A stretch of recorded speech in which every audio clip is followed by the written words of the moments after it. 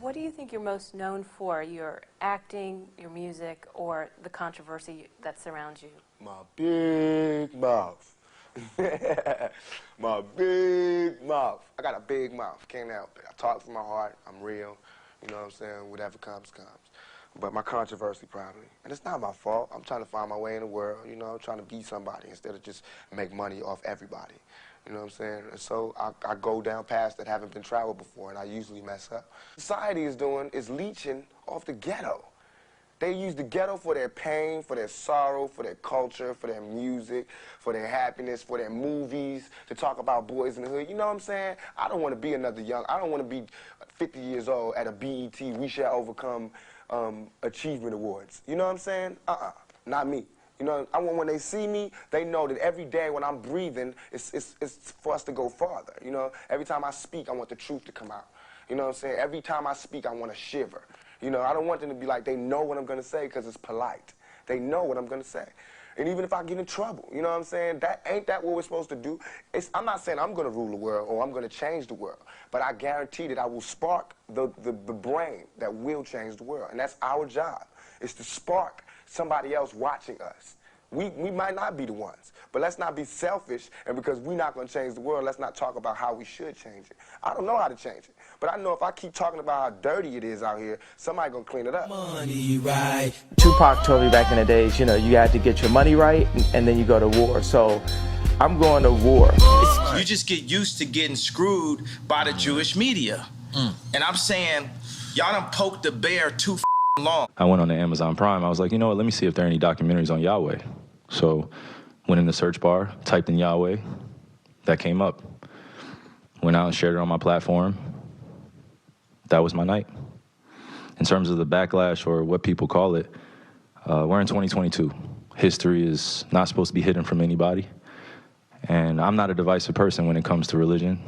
I embrace all walks of life. You see it on all my platforms. I talk to all races, all cultures, all religions, and my response would be, it's not about educating yourself on what Semitism is and what anti-Semitism is. It's really about learning the root words of where these come from and understanding that this is an African heritage that is also belonging to the people. My ancestors' pain and anxiety and fear is still in my DNA. All the things that my family went through in the past and that I've seen, it went away. And the reason why I shouted out the millennial generation, because y'all feel this. We grew up a certain type of way, and we're trying to change things, but every time we get back pushback, sometimes we give up. It's like, nah, F that. F that. F that, y'all. I'm a soldier in the army of the Lord. I cannot be afraid of them people or my people when it comes to what's right. Period. Not right for black people, what's just right. And there's a lot to be said about what's going on right now that you're not going to hear on your television, because your television is ran by racist media. Racist media that forces the people that work for them to follow orders and do. I got this off old girl on that movie, The Harder They Fall. Unscrupulous shit. On the coast of Palestine, will you render me? Listen. Will you render me recompense? And if ye recompense me swiftly and speedily, I will return your recompense upon your own head. He said, and what you gonna pay me for what you have done? You've unparted my land. You done destroyed my people. What you gonna pay me for that? So the end of the world is about debts being settled. They owe God for using his people to build their wealth, to build their lands. Y'all ain't ready for me. I told y'all, you're not ready. And the problem is that for us to preach like this, they're going to start saying we're black supremacists. But we're not none of it. We're just Hebrews talking about the Hebrew Bible.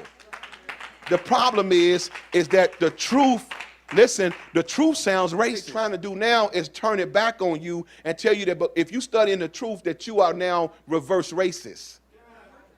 But you could never be racist like that, because racism takes power.